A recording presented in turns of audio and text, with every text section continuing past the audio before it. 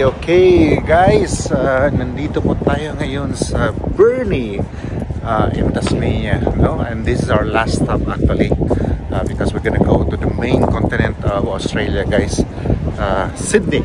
Ito po yung Burnie. It's a very small town, may subway sila, and mayroon mga malls, mayroon din mga supermarkets, and yeah, this is quite a very cozy town. I would not gonna say that this is a sleepy town guys, kaya naglakad-lakad lang tayo guys dito, no? This is still quite a big city, so yeah. And ayun guys, titingnan lang natin kung anong makikita natin dito, and napaka-quiet. And by the way guys, medyo windy din yung lugar, no? So maliliit lang yung mga buildings nito guys, pero marami ding mga tao, I would say. And there's a lot of shops open.